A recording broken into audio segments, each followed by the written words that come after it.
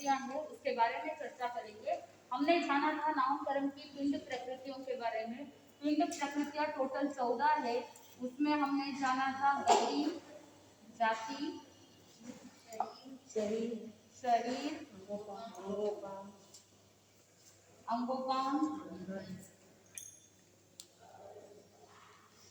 बंधन, संघात।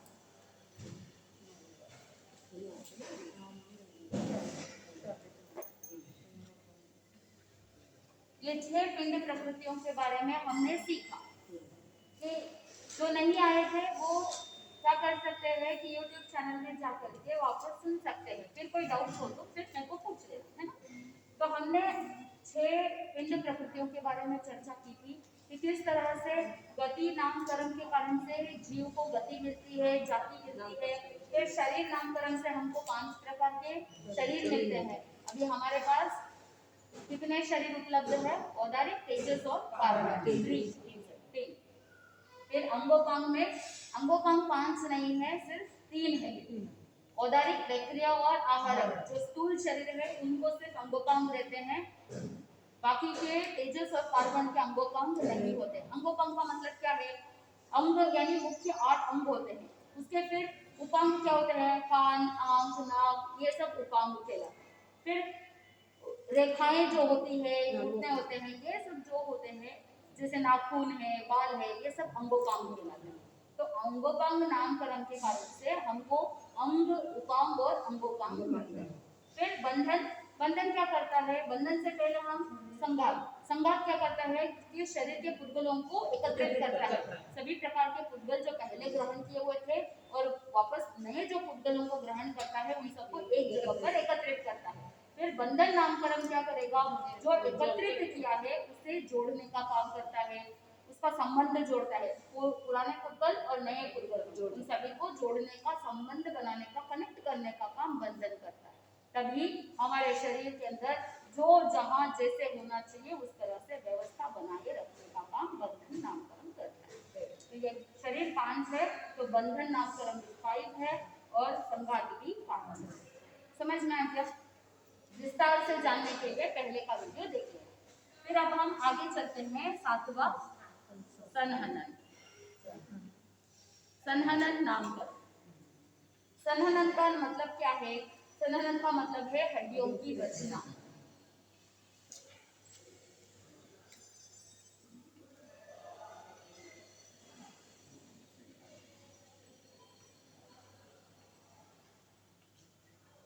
जैसे मेडिकल साइंस में स्केलेटल सिस्टम बोलते हैं। तो हड्डियों की रचना जिस तरह से होती है वो संहनन नामकरण के कारण से होता है। कि हड्डियों की रचना किस तरह से है? टोटल 6 प्रकार के हैं, 6 टाइप। उसमें ये जो हड्डियों की रचना होती है ये सिर्फ औदारिक शरीर में होती है। बैक्टीरियल शरीर में हड्डियों की रचना है क्या? नहीं है। आहारक में नहीं है। तेजस कार्बन जो सूक्ष्म शरीर है उसमें कोई लेना देना नहीं है। फिर कौन से शरीर में है संहनन? औदारिक शरीर में। तो औदारिक शरीर यानी मनुष्य गति और इंद्रियज गति, दो ही गति है जहाँ पर औदारिक शरीर है। तो ये संहनन नामकरण कहाँ फिट होता है? मनुष्य में फिट होता है और औदारिक शरीर में फिट होता है, ये याद रखना। ठीक है, तो सबसे पहला संहनन है वज्र ऋषभ नाराज संहनन।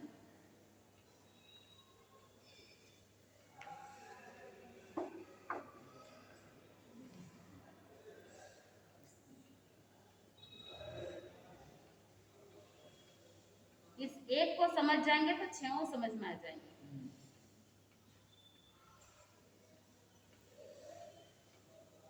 अब वज्र का अर्थ क्या है?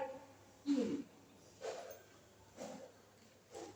ऋषभ का मतलब मरकट, वेस्टर्न।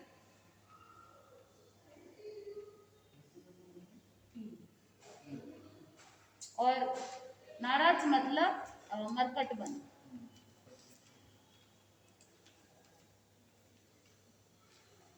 अब वज्र ऋषभ नाराज संहनन का मतलब क्या है? एक ऐसी हड्डी की रचना जिसमें 2 हड्डियां हैं, वो 2 हड्डियों के बीच में ये मरकट बंद है। यानी मरकट बंद दोनों हड्डियों को जोड़ने का काम करता है। जैसे नट बोल्ट होते हैं वैसे ये बोल्ट है मरकट बंद जो कसने का काम करता है। वज्र क्या है? कील है।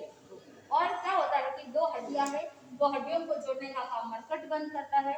और फिर उसके इर्द गिर्द वेस्टर्न कट है, जैसे बेल्ट होता है ना वैसे वेस्टर्न कट। फिर इन दोनों हड्डियों को भेदने वाला एक कील होता है।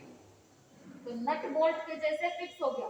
तो वज्र ऋषभ नाराज सनन की जो रचना है, ऐसे सनन वाले इतने हड्डियां मजबूत रहती है कि थोड़ा सा स्लिप होए तो टूटता नहीं, चाहे कुछ भी हो जाए नहीं टूटता, इतना स्ट्रांग रहता है। तो तीसरे चौथे आर्य के अंदर कौन सा सनन? वज्र ऋषभ नाराज सनन। स्टैनर्दी निद्रा किनको आती है?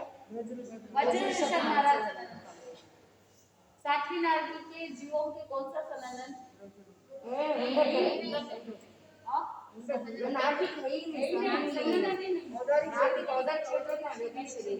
इसलिए पूछा, नारदी के जीवों का कोई भी सनन नहीं होता, क्योंकि नारदी को कौन सा शरीर उपलब्ध है?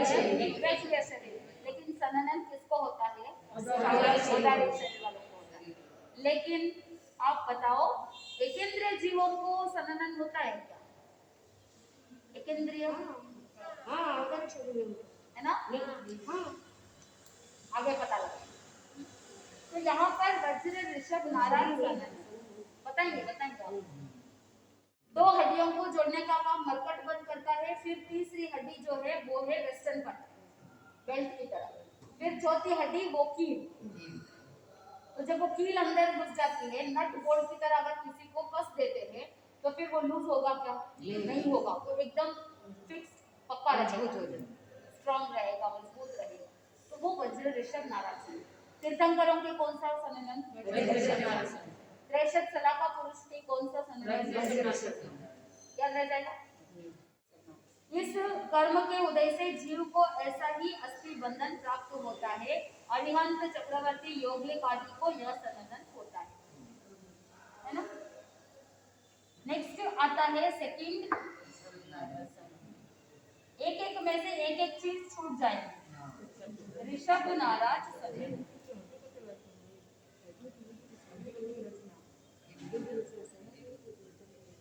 ऋषभ नाराज सनन का मतलब क्या? नाराज सनन नाम कर्म इस कर्म के उदय से हड्डियों की रचना विशेष में दोनों ओर देखो नाराज है तो मरकट बंद होगा, है ना, दोनों हड्डियों को जोड़ने वाला मरकट बंद है। और तीसरी हड्डी यानी वेस्टर्न कट भी है, लेकिन क्या नहीं है? कील नहीं है। तो वज्र ऋषभ नाराज सनन जितना मजबूत है उससे थोड़ा कम मजबूत ऋषभ। फिर तीसरा है नाराज सनन। नाराज में क्या होगा? सिर्फ मरकट बंद है, दोनों हड्डियों के जोड़ने का एक बोल्ट है, मरकट बंद है, लेकिन वेस्टर्न कट भी नहीं है, कील भी नहीं है। ये नाराज सनन। फिर चौथा क्या है? अर्ध नाराज। नाराज में भी क्या है? आधा एक तरफ। तो ये जो अर्ध नाराज है इसमें कैसा होता है कि जिसमें हड्डियों का एक छोर मरकट बंद से जुड़ा हुआ है और दूसरा छोर कील से भिड़ा हुआ है। यानी अब जैसे दो हड्डियां है तो मरकट बंद एक तरफ से मरकट बंद है और दूसरी तरफ से कील है, हाँ आधा आधा। तो नाराज भी पूरा नहीं है, यानी मरकट बंद भी पूरा नहीं है, आधा है। आधे तरफ से मरकट बंद है और आधी तरफ से कील है, तो उसे क्या कहा? अर्ध नाराज। फिर पांचवा जो है कीलिका।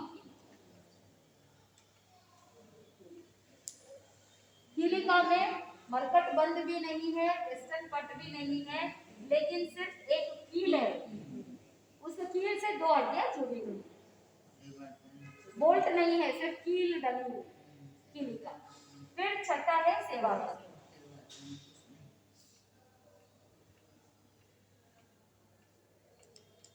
सेवावर्त सनन के अंदर क्या होता है कि एक दूसरे की जो हड्डियां है ना वो सिर्फ एक दूसरे से स्पर्श मात्र है, टच। तो अभी वर्तमान में कौन सा सनन है? सेवावर्त। इसीलिए सबसे कमजोर है तो सेवावर्त सनन। आप बहुत बार सुनते हो कि थलेटी से पांव थोड़ा सा टेढ़ा पड़ गया तो फ्रैक्चर हो गया, क्योंकि उसमें इतनी मजबूती नहीं है, एक हड्डी दूसरे हड्डी से जस्ट टच है, कील नहीं है, मरकट बन नहीं है, वेस्टर्न कट नहीं है, कुछ नहीं है, बस एक दूसरे से स्पर्श मात्र, टच मात्र। तो ऐसे सेवार्थक संनयन होता है। तो जिसमें सेवार्थक संनयन में क्या होता है कि तेल का मसाज वगैरह की आवश्यकता रहती है, तेल मालिश की जरूरत पड़ती है। क्यों पड़ती है? ताकि वो उसके अंदर वो थोड़ी सी स्ट्रेंथ बनी रहे, मसल्स के अंदर मांसपेशियों में थोड़ी सी स्ट्रेंथ बनी रहे, जो हड्डियों को थोड़ी सी मजबूती प्रदान कर सके। इसीलिए सेवार्थक संनयन में तेल मालिशों की जरूरत पड़ती है, बाकी संनयन में जरूरत नहीं पड़ती। ठीक है, ये छह संनयन में से देहेंद्रिय से लेकर के असन्निहित पंचेंद्रिय जीवों तक, इन 4 जाति के जीवों में छठा संनयन सेवार्थक संनयन होता है। जो श्रेष्ठ संनयन वाले, प्रारंभ के 3 संनयन श्रेष्ठ है, वज्र, ऋषभ नाराज और नाराज, ये 3 श्रेष्ठ है। और ये 3 श्रेष्ठ जो होते हैं वो मनुष्य ही प्राप्त करते हैं, और मनुष्य श्रेष्ठ संनयन वाले ही ध्यान साधना कर सकते हैं। क्योंकि तत्व सूत्र के अंदर भी आता है उत्तम संनयन से एकाग्र चिंता निरोधो ध्यानम, यानी ध्यान करने योग्य कौन? जिनका संनयन उत्तम हो, और फर्स्ट 3 वाले उत्तम होते हैं। इसलिए अभी वर्तमान में इतना श्रेष्ठ ध्यान भी नहीं होता। शुक्ल ध्यान इसलिए नहीं है ना, अभी वज्र ऋषभ नाराज सनन नहीं है, ऋषभ नाराज भी नहीं है, नाराज सनन भी नहीं है वर्तमान में। तो धर्म ध्यान की वो जो विशुद्धता चाहिए वो भी नहीं हो पाता, क्योंकि बॉडी सपोर्ट करता नहीं। तो भगवान ने पहले से ही कहा कि जिसका शरीर का सनन उत्तम हो, श्रेष्ठ हो, वही क्या कर सकता है? ध्यान कर सकता है। अभी हम थोड़ा थोड़ा कर सकते हैं, लेकिन उतनी श्रेष्ठता के साथ ध्यान होता नहीं है। अभी धर्म ध्यान है, शुक्ल ध्यान तो है ही नहीं, क्योंकि शुक्ल ध्यान के लिए क्या चाहिए? वज्र ऋषभ नाराज सनन चाहिए। तो शुक्ल ध्यान करने वाला साधक घंटों घंटों तक ध्यान साधना करते हैं। तीर्थंकर के जीवों के बारे में हम सुनते हैं, जब भगवान महावीर स्वामी के साधना काल के बारे में भी सुनते हैं, तो वो इतनी उत्कृष्टता के साथ घंटों घंटों तक खड़े खड़े ध्यान करते, और इतना क्लिष्ट डिफिकल्ट आसन में बैठ करके अप्रमत्त रह करके ध्यान साधना करते। ऐसा पॉसिबल कब होता है? जब उत्तम संनयन होता है, श्रेष्ठ संनयन वाले जीव ही इतना ध्यान कर सकते। बाहुबली का भी वर्णन हम सुनते हैं, कितने वर्षों तक? कितने वर्ष? बाहुबली 1000 वर्ष। पता लगाना, क्वेश्चन है आपके लिए कि बाहुबली जी कितने वर्ष तक खड़े खड़े ध्यानस्थ खड़े रहे, लेकिन आगे चले नहीं। और जिस दिन मन किया कि बस मेरा अहंकार का मर्दन मुझे करना है और एक कदम चले, बस एक पांव आगे किया, केवल ज्ञान केवल दर्शन हो गया। इसीलिए कहते हैं चलो तो कैसे चलो, बाहुबली के जैसे चलो। तो अब आपको पता ये लगाना है कि बाहुबली जी कितने साल तक खड़े खड़े ध्यानस्थ खड़े रहे। ठीक है, एक क्वेश्चन आपके लिए होगा, फिर मैं कल आपको जवाब दूंगी। ठीक है, तो यहाँ पर 6 प्रकार के संनयन है, जिसमें अभी वर्तमान में सेवार्थक संनयन है, और देहेंद्रिय से लेकर के असन्निहित पंचेंद्रिय तक सेवार्थक संनयन।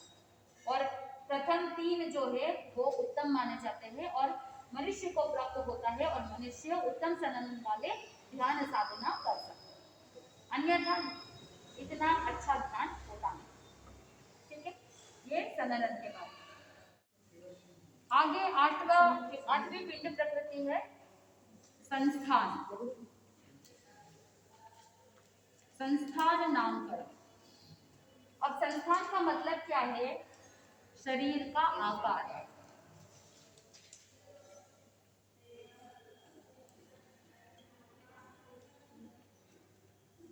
शरीर के आकार को संस्थान कहते हैं।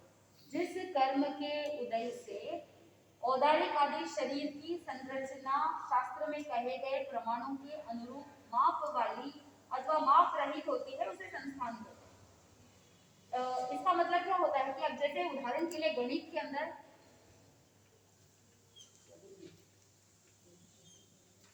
अंदर ये है चतुरस्र यानी स्क्वायर है ना।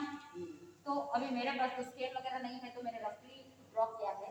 तो इसमें क्या होता है, चतुर्भुज बोलते हैं ना, जैसे चारों तरफ से इक्वल होता है, स्क्वायर। तो ऐसे माप है, मापदंड जिसमें होता है, ठीक वैसे ही शरीर के भी अपने अलग अलग औदारिकादि शरीरों में मापदंड होता है। तो उसके माप के अनुसार शरीर का आकार होता है, उसे क्या कहा, संस्थान। अब जैसे ये स्क्वायर है और इसे क्या कहोगे गणित के अंदर, रेक्टेंगल। हिंदी में क्या कहते हैं, रेक्टेंगल को क्या कहते हैं हिंदी में, पता नहीं, ठीक है, अपन इंग्लिश रेक्टेंगल।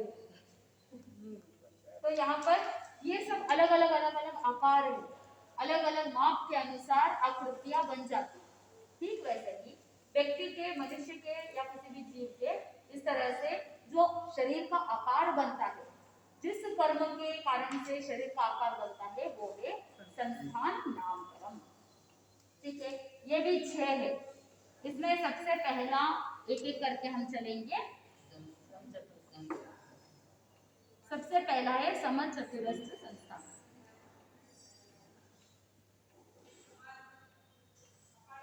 समचतुरस्र संस्थान, देखो इस शब्द को ही समझ लेना।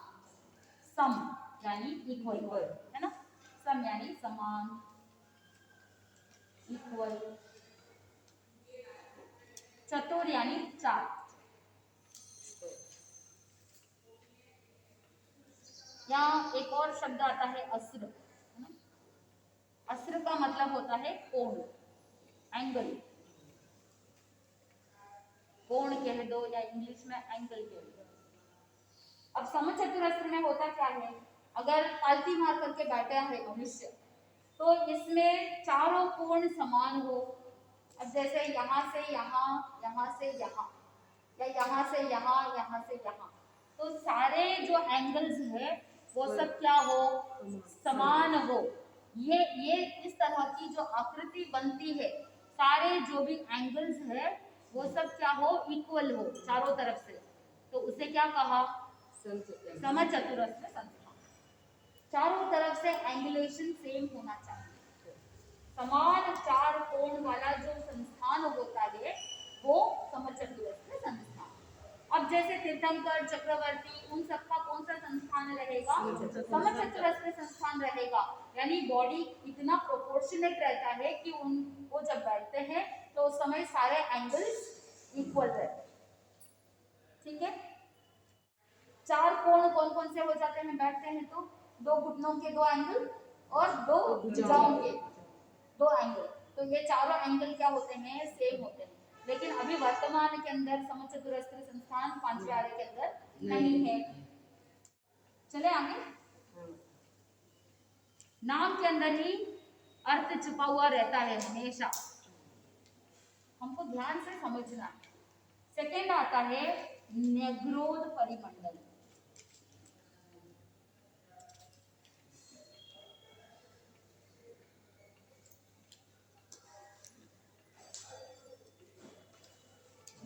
नेग्रोध कहते हैं वट वृक्ष को, और परिमंडल का अर्थ है चारों ओर से।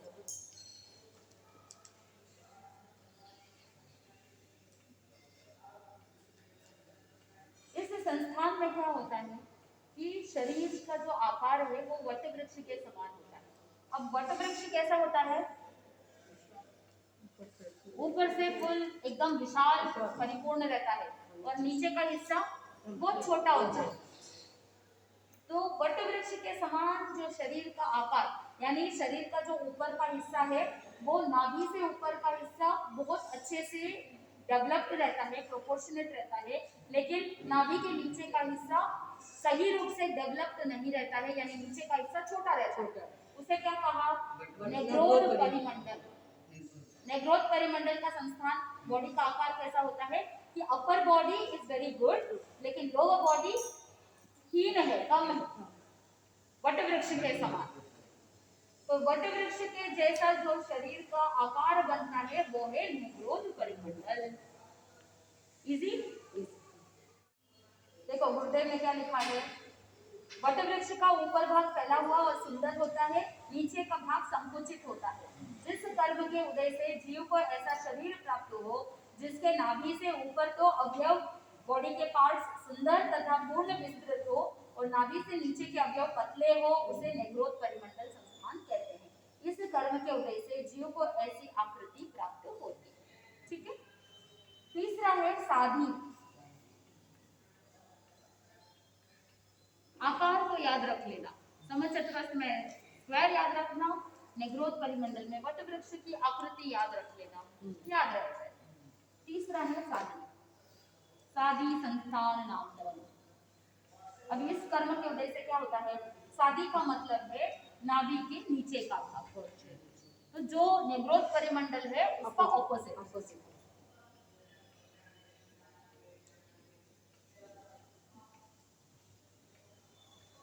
साधी का मतलब होता है नाभि के नीचे का भाग। तो इस कर्म के उदय से जीव की रचना ऐसी होती है कि नाभि के नीचे का हिस्सा तो बराबर होता है, अवयव सब बराबर है, लेकिन ऊपर का हिस्सा पतला रहता है, बेडोल होता है या सुंदर नहीं है, उस तरह से। तो अपर बॉडी अच्छे से डेवलप नहीं हुई है, लोअर बॉडी बहुत अच्छे से डेवलप हो गई है, वो क्या कहलाता है? साधी। नेग्रोथ परिमंडल का ऑपोजिट। फिर चौथा है कुब्ज।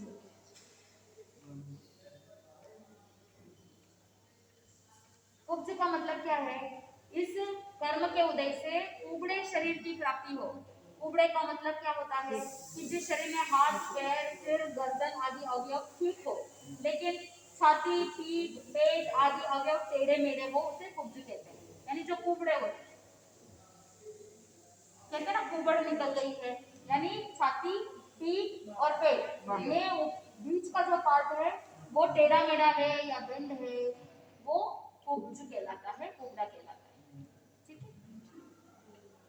बाकी सारे पार्ट्स बॉडी के अच्छे हैं, हाथ, पैर, सिर, ये सारे पार्ट्स बराबर है, लेकिन सिर्फ छाती, पीठ और पेट ये बेंड रहता है, टेढ़ा मेढ़ा रहता है। बहुत से ऐसे लोगों को रहता है ना हिंचबैक, ये कुबड़ निकल जाती है, ऊपर आ जाती है, पीठ ऊपर नीचे हो जाती है, टेढ़ी मेढ़ी हो जाती है, उसे कुबड़ बोलते हैं, कुब्ज संस्थान। ठीक है। फिर पांचवा है वामन। वामन संस्थान नामकरण।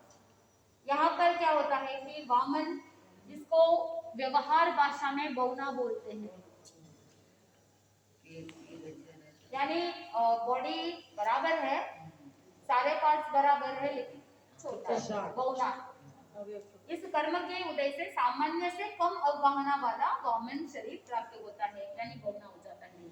आजकल आप बहुत जगह पे देखते हैं जो बहुत बड़े बड़े पेड़ पौधे होते हैं, लेकिन वो बौना, बोनसाई ट्रीज, जो बोनसाई पेड़ पौधे होते हैं, छोटे छोटे होते हैं लेकिन फल लगते हैं। शरीर के अंदर सारे अवयव सब बराबर है, लेकिन अवगाहना जो है, हाइट जो है वो कम हो जाती है, बौना हो जाता है। तो आजकल आप देखते हो पेड़ पौधों में भी बोनसाई ट्रीज है, और बहुत से ऐसे लोग भी हैं जो बहुत छोटे छोटे बौने होते हैं, उनका कौन सा संस्थान है? छठा है मुंडक।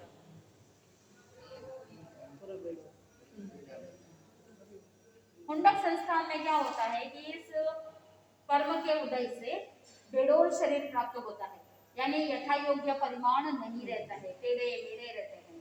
तो देवताओं के समचतुरस्र संस्थान और नारकी के मुंडक संस्थान, बेडोल होता है आकार मुंडक।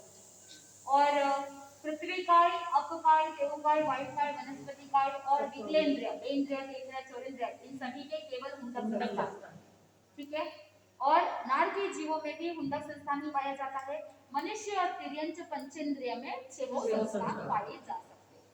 देवताओं में समचतुरस्र, नारकी में, एकेंद्रिय में, देन्द्रिय, तेन्द्रिय, चौरेंद्रिय में मुंडक, और मनुष्य और तिर्यंच पंचेंद्रिय में छह संस्थान से कोई भी पाए जा सकते हैं। ठीक है। ये संस्थान, 6 प्रकार के संस्थान के नाम बताओ। समचतुरस्र, नेग्रोथ परिमंडल, साधी, वामन, कुब्जक, वामन और मुंडक। फिर 9वें पिंड प्रकृति है वर्ण नामकरण। वर्ण मतलब फलक। जिस कर्म के उदय से जीव को रंग वर्ण की प्राप्ति होती है उसे वर्ण नामकरण कहते हैं। जैसे शरीर का रंग काला है, कोई सावले है, कोई गोरे है, अलग अलग तरह के बॉडी का जो कॉम्प्लेक्शन होता है,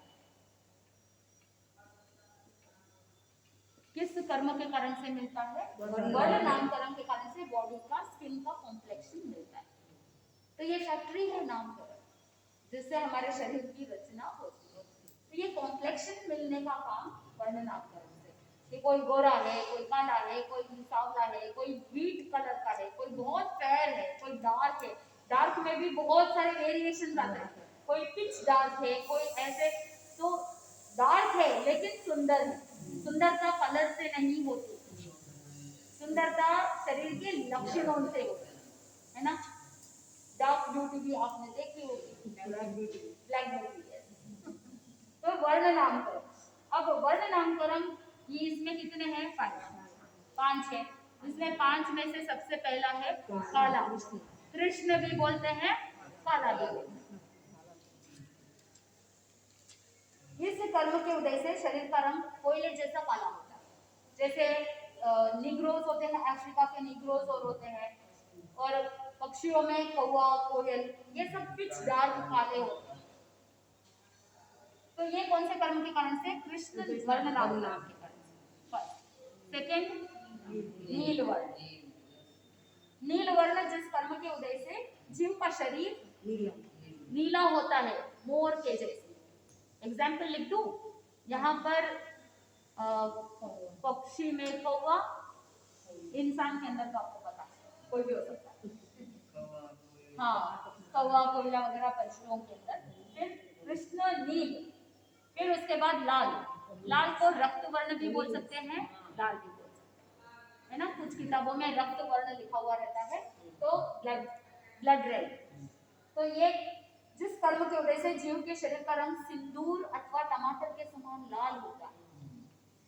तो जो रेड इंडियंस होते हैं, उनके बॉडी का कॉम्प्लेक्शन कैसा रहता है? रक्त वर्ण नामकरण के हिसाब से रेड। और भी बहुत सारे एनिमल्स है या वनस्पति है जिनका जो शरीर का कलर जो है वो रेड होता है। फिर चौथा है कृष्ण नील रक्त, फिर पीला। पीला कह दो या हरिद्र कह दो। हरिद्र किसको कहते हैं? हल्दी को कहते हैं। तो हल्दी जैसा जो येलो कलर होता है वो पीला। इस कर्म के कारण से शरीर का रंग हल्दी या आम के समान पीला होता है। जैसे ये पीला कलर मैंगो या हल्दी, इस तरह से जिनके येलो कलर होते हैं उनके लिए ये नामकरण पीला, हरिद्र। फिर 5वां क्या है? श्वेत, व्हाइट, सफेद। इसके उदय से जीव के शरीर का रंग शंख या खरगोश के समान व्हाइट होता है। अब खरगोश क्या है? एकदम व्हाइट। शंख क्या है? व्हाइट। तो ये कौन से कर्म के कारण से? श्वेत, सफेद वर्ण नामकरण के कारण। जैसे हिमालय पर्वत पर बसने वाली किन्नर आदि जातियों के लोग, वहां पे सब ऐसे फेयर कॉम्प्लेक्शन वाले होते हैं। तो ये वर्ण नामकरण जिसमें 5 प्रकार के होते हैं: कृष्ण, काला, नीला, लाल, पीला और सफेद। ये वर्ण नामकरण। आगे 10वां है, ये सब आएंगे वर्ण, गंध, रस, स्पर्श। तो वर्ण के बाद आता है गंध। गंध 2 प्रकार के, जिस कर्म के उदय से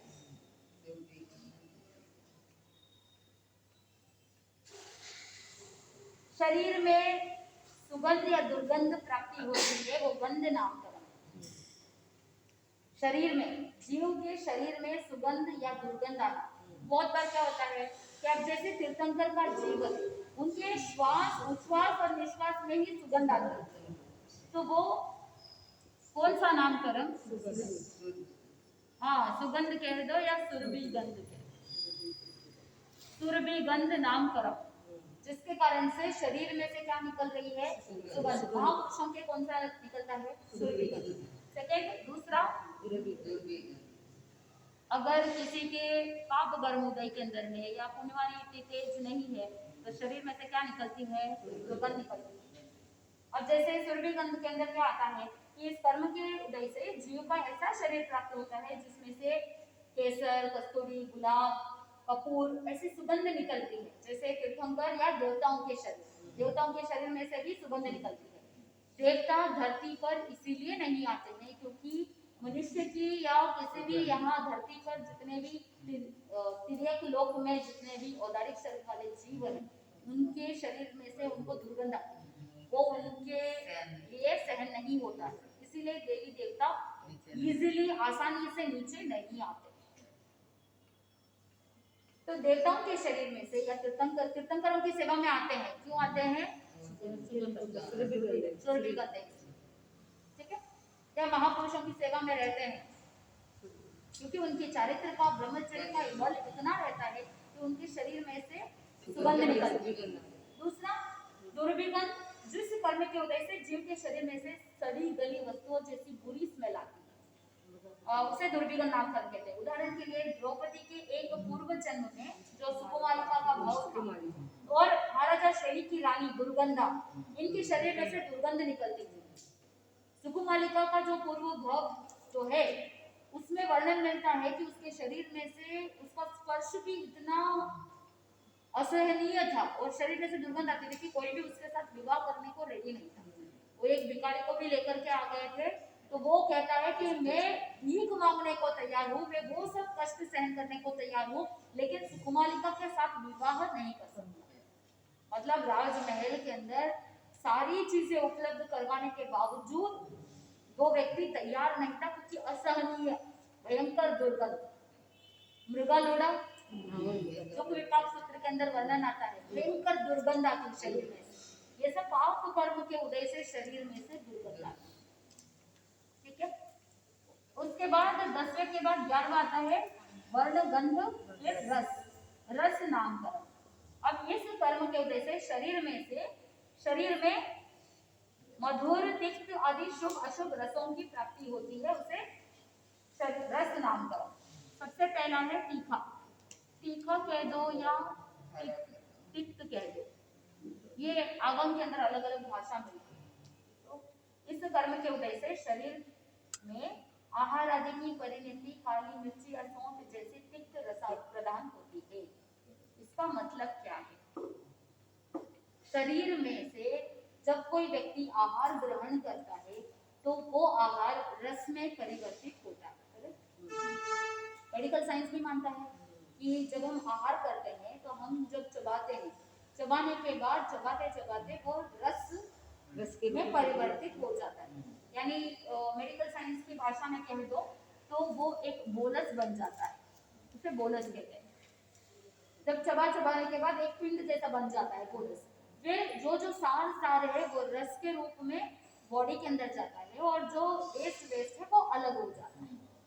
तो आहार से बना रस, तो कुछ ऐसे शरीर होते हैं जिनके शरीर में आहार ग्रहण करने के बाद जो रस होता है वो रस काली मिर्ची या सौंठ के समान तीखा होता है। रस का जो रस में परिवर्तित हुआ है आहार, उसका टेस्ट कैसा है? काली मिर्ची या सौंठ के जैसा तीखा है। वो कौन से कर्म के कारण से? रस नाम। ऐसा नहीं है कि व्यक्ति के अंदर ये रस होता है, वो निर्माण वैसे हो रहा है। आहार की जो परिणति हो रही है, आहार जो ट्रांसफॉर्म हो रहा है, वो रस जिसका तीखा है वो तिक्त या तीखा रस नामकरण के कारण से। सेकंड, दूसरा कटु, तीखा, कड़वा, कटु कह दो या कड़वा। अब आहार किया है लेकिन आहार करने के बाद उसका नीम जैसी कड़वी हो जाती है, बहुत तरह खट्टी डकारे वगैरह आती है, ये सब उदाहरण है। तो वो जो भोजन किया है उसका रस परिमल जो होना चाहिए वो जिसका कड़वा हो जाता है नीम के जैसा, वो कौन से कर्म के कारण से? कटु रस नाम कर्म के कारण। फिर तीखा, कड़वा, उसके बाद कषाय, कषाय रस कह दो या कषाय कह दो।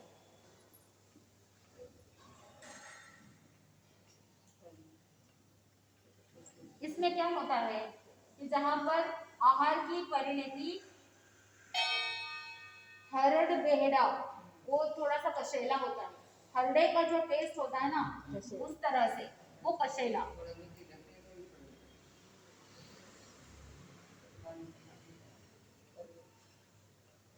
तीखे में काली मिर्ची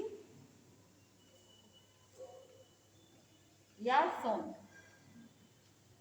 इस तरह का टेस्ट। फिर कड़वे में नीम के जैसा, और कसाई रस यानी कशेले में हरड़ बेहड़ा के जैसा। फिर चौथा है अम्ल, अम्ल यानी खट्टा।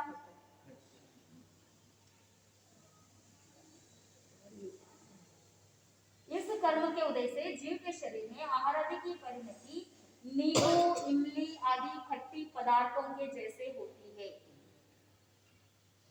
नींबू, तो जब किसी को पित्त की प्रॉब्लम हो जाती है तो समझ जाना कि उनके जो आहार का परिणमन हुआ है वो कौन से रस के तरह हुआ है, कि जहाँ पर नींबू, इमली आदि जैसे खट्टा। तो इसीलिए खट्टी डकारें आना, खट्टेपन का अनुभव होना, वो किसके कारण से?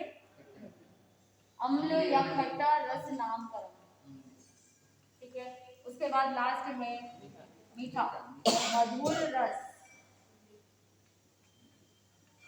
मधुर रस कह दो या मीठा कह दो, दोनों एक ही। इस कर्म के उदय से जीव के शरीर में आहार आदि की परिणति मिश्री जैसे मधुर,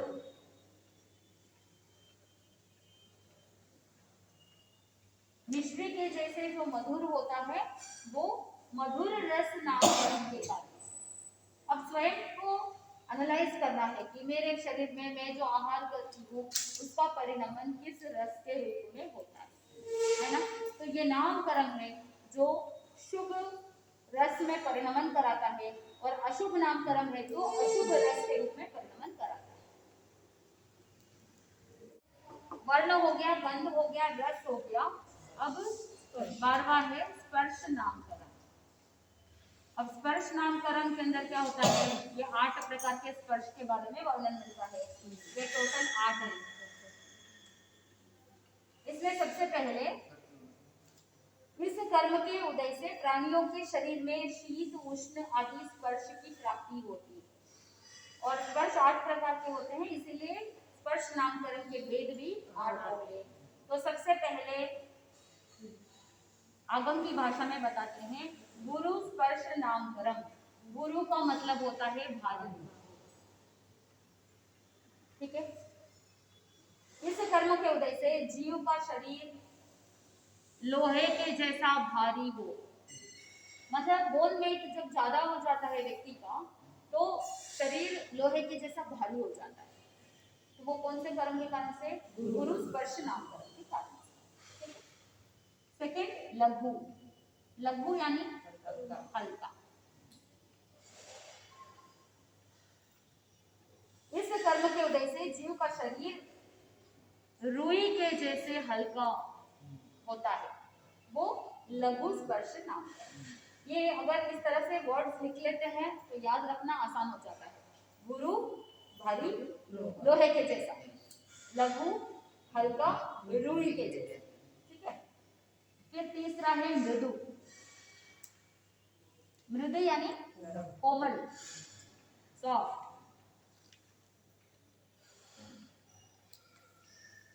इस कर्म के उदय से जीव को मक्खन के समान सॉफ्ट कोमल शरीर मिलता है, कोमल स्पर्श मिलता है, वो मृदु कहलाता है। फिर चौथा है कर्कश। कर्कश किसे कहते हैं? खुरदरा।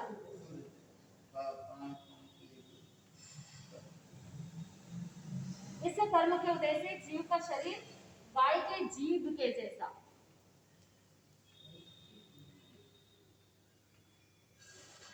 गाय की जो जीभ होती है ना वो बहुत खुरदरी होती है, रफ होती है। तो गाय के जीभ के जैसे खुरदरा, खुरदरा या पत्थर जैसा। पत्थर भी क्या होता है? हाँ, पत्थर भी खुरदरा होता है। तो कर्कश का मतलब है खुरदरा, गाय के जीभ या पत्थर के जैसे इस तरह के स्पर्श वाला शरीर मिलना। बहुत से ऐसे लोगों का शरीर ऐसा होता है, खुरदरा खुरदरा होता है।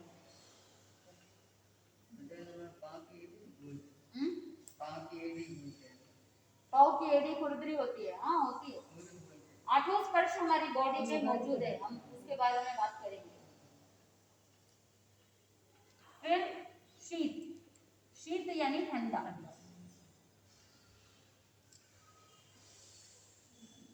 इस कर्म के फलस्वरूप जीव को शीतल स्पर्श वाले शरीर प्राप्त होती है। बहुत से ऐसे लोगों का होता है ना, बॉडी ठंडा होता है, तो शीतल स्पर्श नामकरण के कारण से।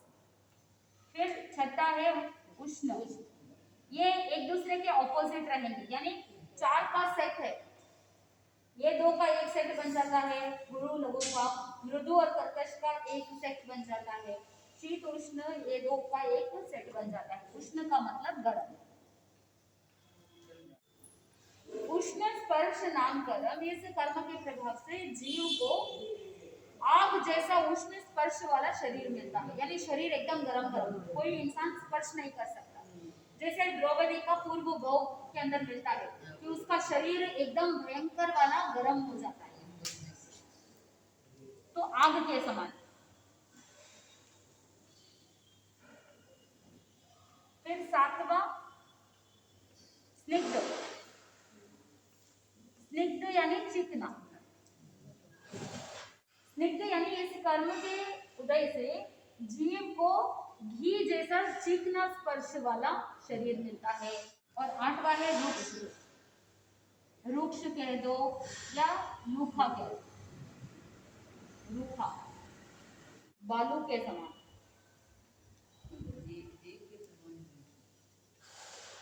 रुक्ष स्पर्श नामकरण, इस कर्म के उदय से जीव को ऐसा शरीर मिलता है जिसका स्पर्श बालू के समान रूखा है।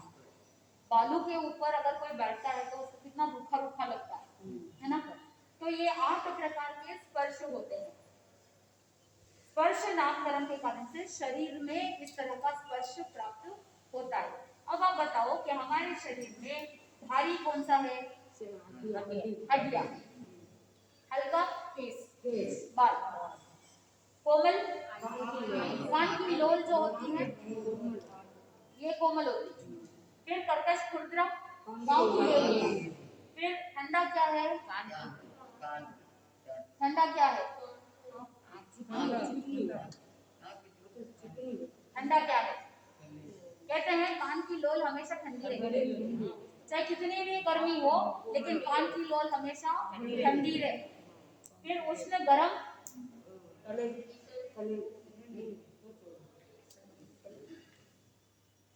गरम क्या रहता है? कहते हैं कि पाँव की पक्तलियां हमेशा गर्म होती है। पाँव की पक्तली जो होती है ना वो हमेशा गर्म होनी चाहिए। अगर उल्टा हो जाता है, जैसे किसी की मृत्यु होती है ना, तो क्या होता है? पाँव ठंडे पड़ जाते हैं, रिवर्स हो जाता है। तो पाँव की पक्तलियां हमेशा गर्म होती है, गर्म होनी चाहिए। सिर ठंडा रहना चाहिए। अगर आपका सिर गर्म हो जाता है तो आपका पारा चढ़ जाता है, तो सिर ठंडा होना, पक्तलियां गर्म। फिर स्निग्ध, चिकना, चिकना क्या है? आंख के अंदर हमेशा चिकनाहट रहती है। फिर रूखा सूखा क्या है? जीभ, भले ही कितना भी मसालेदार, कितना भी चिकट ये तेल अच्छे से अच्छा षड्रस युक्त भोजन कितना भी कर लो, फिर भी जीभ जो है वो लुकी की लुकी रहती है। तो हमारी बॉडी में 8 स्पर्श उपलब्ध है। तो ये स्पर्श नामकरण। आगे अनुपूर्वी नामकरण है 13वां, और 14वां है विहायोगति। ये हम कल करेंगे क्योंकि इसमें थोड़ा समझना है, अनुपूर्वी को व्यवस्थित तरीके से समझना है और विहायोगति भी बहुत अच्छे से समझना है कि जीव किस गति से जब काल करता है तो कैसे जाता है, ऋजु गति से जाता है या वक्र गति से जाता है, कैसे जाता है, अनुपूर्वी का मतलब क्या है, हम कैसे परिणामों में कर्मों का बंधन करते हैं तो कैसे परिणाम आते हैं, ये सब 13वें 14वें पिंड प्रकृतियों में हम सीखते हैं। वो हम कल करेंगे। हाँ, मंडे।